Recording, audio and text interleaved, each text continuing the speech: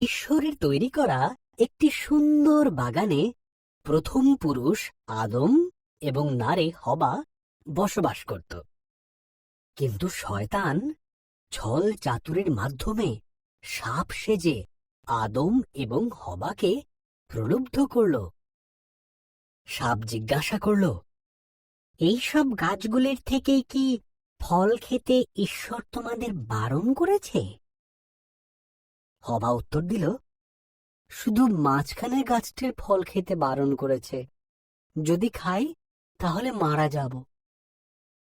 সাপ বলল, তুমি মারা যাবে না।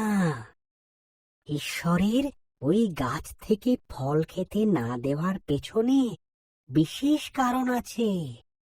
যদি তুমি খাও তবে তাঁর মতন হয়ে যাবে। তিনি যা জানেন তা তুমিও সব জানতে পারবে। হবা ফলটি খেল। সে তার সঙ্গী আদমকে কিছুটা ফল খেতে দিল। আদমও ফলটি খেল এবং খাবার পরেই তারা এমন কিছু জানতে পারল যা তাদের জানা ছিল না।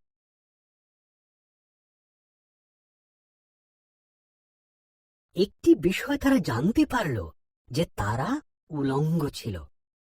তারা পাতার বস্ত্র তৈরি করে নিজেদের লজ্জা ঢাকল। তারা আগে কোনোদিন ভয় বা লজ্জা পায়নি।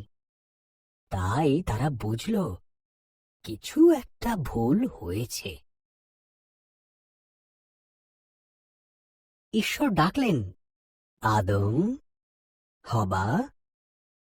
আদম উত্তর দিল, আমরা লুকিয়ে আছি, আমরা উলঙ্গ। ঈশ্বর দীর্ঘশ্বাস ফেলে বললেন, তোমরা ওই গাছের থেকে ফল খেয়েছ, তাই তোমরা জানো।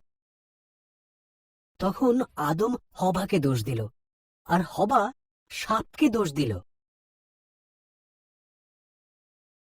ঈশ্বর বললেন, সাপ, তুমি বুকে ভর দিয়ে চলবে। এক নারীর পুত্র সন্তান তোমাকে পরাজিত করবে।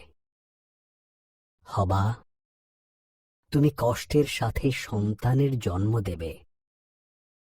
আদম, তোমাকে খাবার সংগ্রহের জন্য অনেক কষ্ট করতে হবে। এরপর ঈশ্বর আদম এবং হবার জন্য পোশাক তৈরি করে তাদের পরালেন আর বাগান থেকে বের করে দিলেন। ঈশ্বর এক স্বর্গদূতকে জ্বলন্ত তলোয়ার হাতে দিয়ে সেখানে রাখলেন, যাতে তারা আর ফিরে আসতে না পারে।